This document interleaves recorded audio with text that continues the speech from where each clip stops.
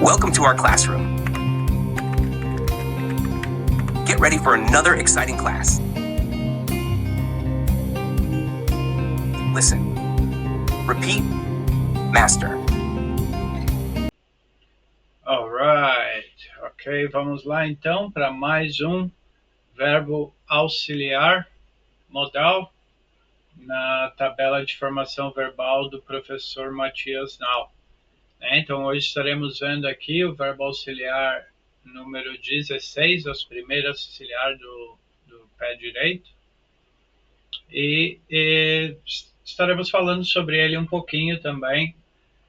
Muitas pessoas que vêm estudar comigo desconhecem o ought to completamente, e é compreensível porque o ought to ele é um verbo auxiliar mais arcaico, mais antigo, digamos assim, né? Ainda é utilizado bastante hoje no mundo acadêmico, no mundo mais formal, né? Seja ele no mundo acadêmico ou business, né? Ou literatura, enfim, faz parte conhecer ele, porém, principalmente para o inglês americano, digamos assim, né? Nas Américas, você não vê muito o ought to sendo utilizado. Aqui na Inglaterra já um pouco mais, principalmente aí quando você fala com uma pessoa numa situação mais formal, seja documentos de, né, eu trabalho como intérprete, então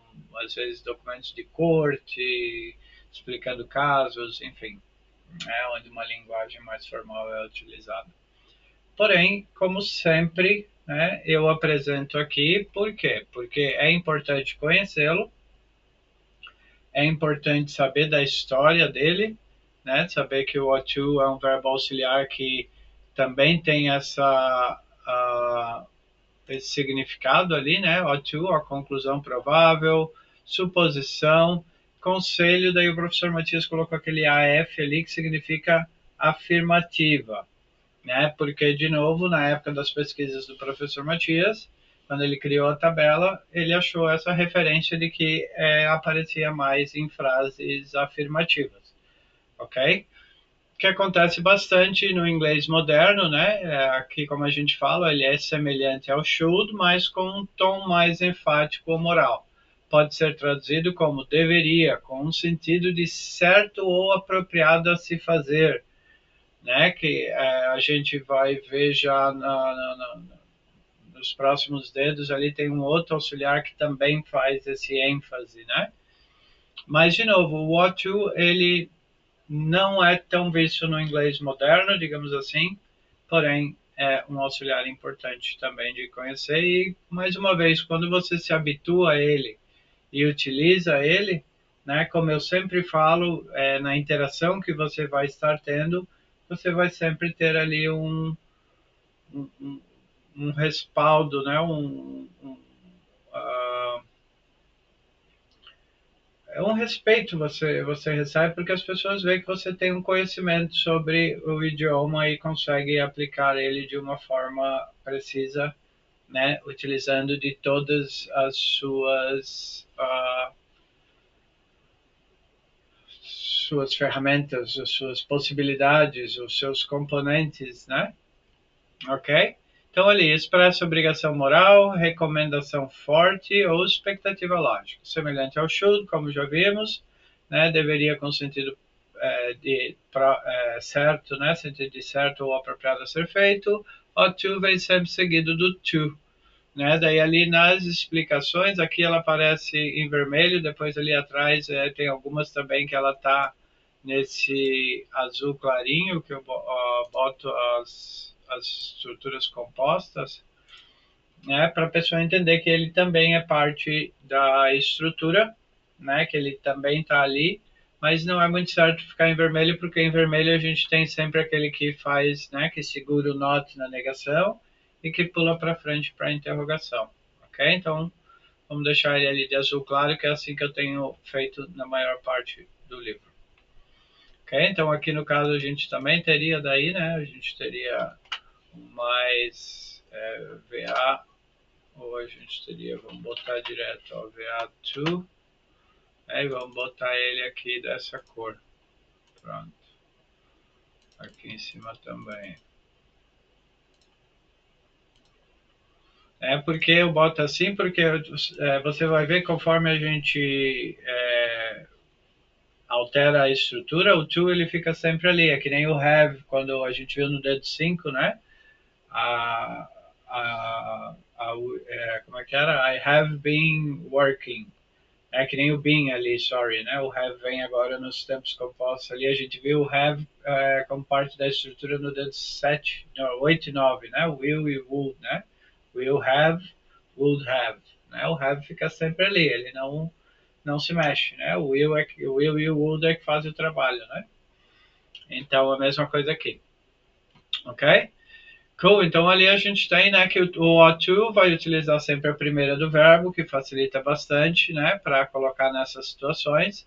Então ali a gente vê aqui de novo, seguindo as estruturas, né, a visão do professor Matias, esse padrão que as pessoas aí, a partir do momento que elas entenderam essa estrutura aqui, conhecem os verbos auxiliares e alguns verbos principais, comunicação inicia e aí a gente vai adicionando o vocabulário necessário, né? Exemplo de frases afirmativas ali, vamos botar no nosso azulzinho aqui. Ok. Ups, porque... Ok, então ali a número 1 a gente tem You ought to be more careful. Né? Então ali de novo, você deve ser mais cuidadoso, né? Você deveria ser mais cuidadoso.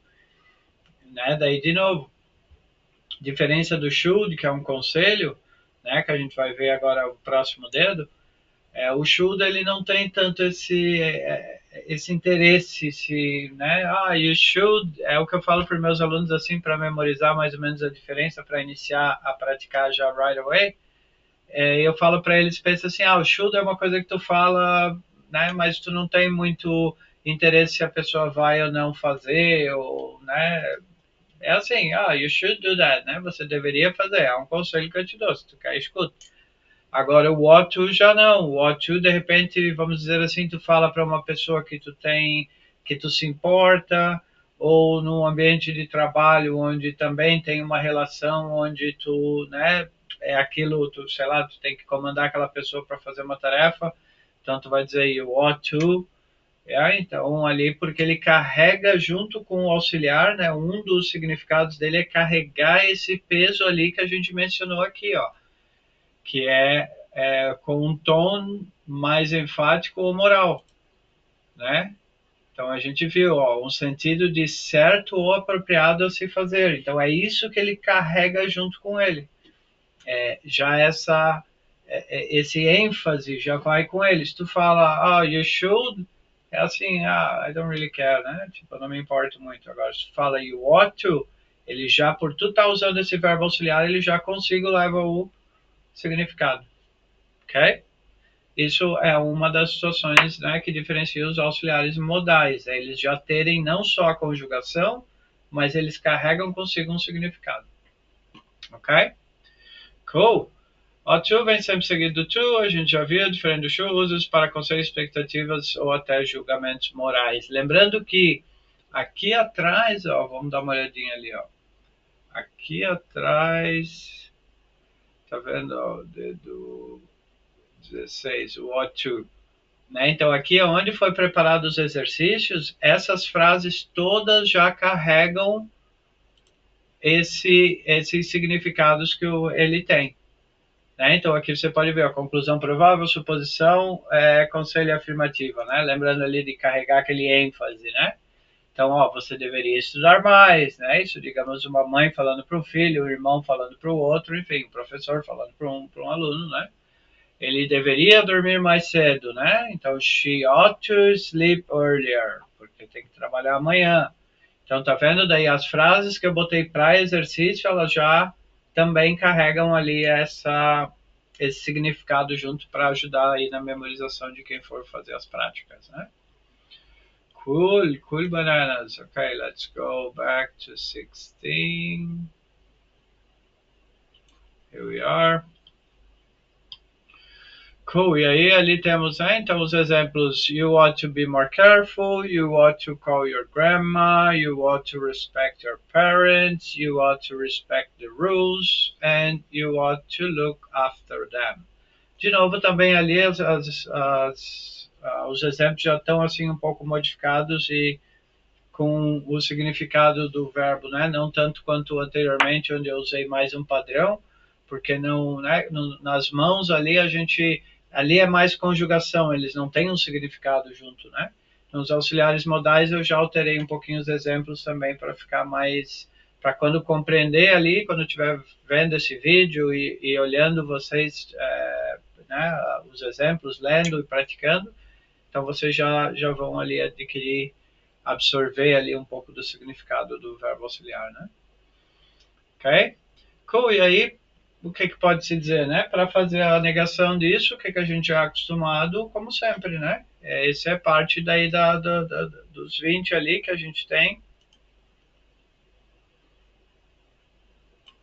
A gente tem aqui, ó, né, os 20 tempos, sujeito auxiliar principal para afirmação, né, que é a afirmação aqui em cima. Para interrogação, o verbo auxiliar vem para frente. E para negação, a gente adiciona o not ali. Ok? As simple as that, guys. It's easy peasy lemon squeezy. Aí aqui no exemplo também, né, eu não vou mudar todos agora para azul, para não perder tempo no vídeo, mas eu vou alterar ali para o material que vocês vão receber, vai estar em azul ali o to. Ok? Deixa eu só marcar aqui. So I don't forget. Ought to. Ok, então ali, ó, vê que quem carrega a negação é o ought. Né? Então, ought not to eat. You ought not to eat. She ought not to eat. They ought not to eat. Ok? E aí nós temos também a contração, que para quem usa o ought, também vai falar oughtn't. Yeah? So, you oughtn't to eat.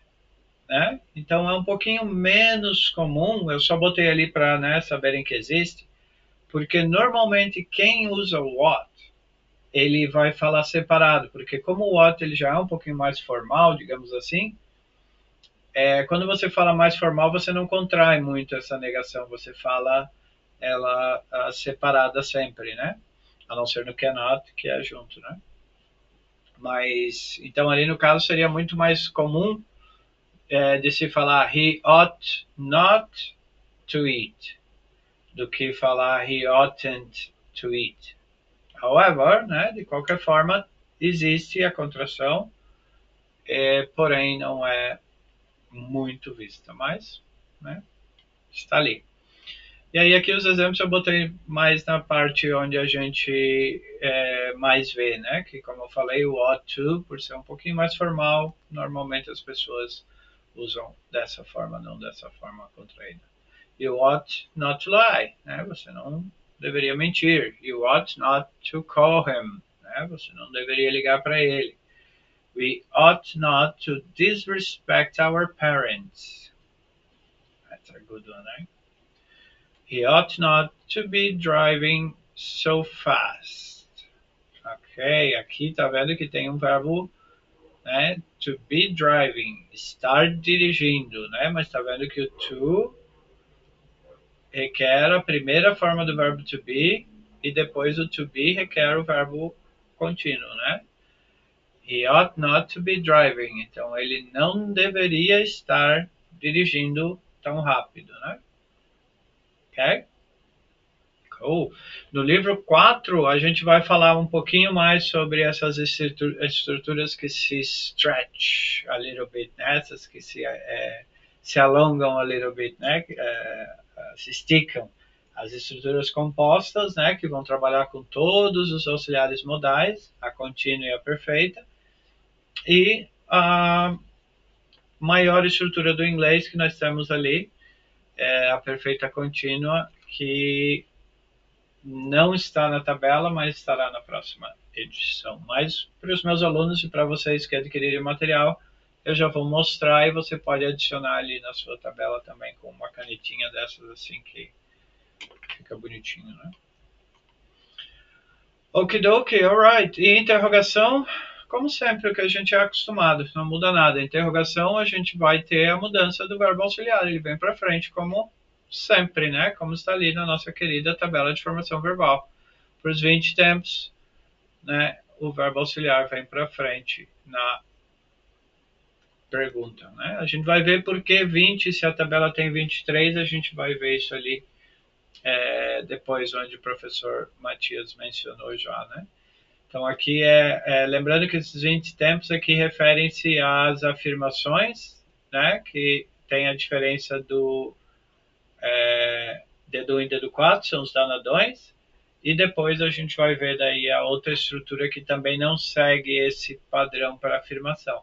Porém, para interrogação e negação é igual para todo mundo. Todo mundo para negar vai ter um not e para interrogar o auxiliar vai estar na frente. É? Porém, tem um dedo ali que o professor Matias deu que não funciona assim. E nós vamos ver aí no decorrer. Ok? Cool. Então aqui a gente ainda está no ought to, ele funciona normalmente, ele vem para frente no caso de pergunta. Use ought to, aqui eu já o toque, já posso botar esse aqui. Use ought to in questions to ask about duties, advice, or what is considered to be right thing to do, né? Então, para considerar perguntas, aqui eu botei, tá em inglês a explicação, eu vou mudar também.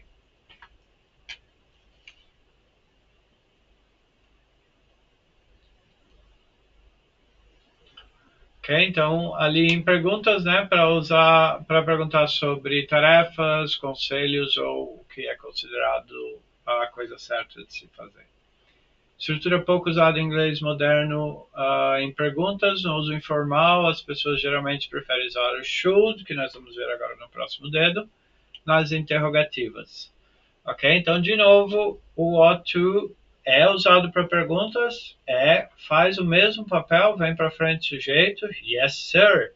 Ok? Porém, de novo, no inglês moderno, que é considerado, né, o moderno, não é tão visto, principalmente fora da Europa, e quando utilizado ele traz não só esse ênfase dele de ser um verbo auxiliar que, digamos, tem mais importância para a pessoa que fala, né? Ela se importa com quem ela está dando o conselho, no caso, ou fazendo ali a conclusão provável, né? Que nem a gente viu, must também tem esse peso dele.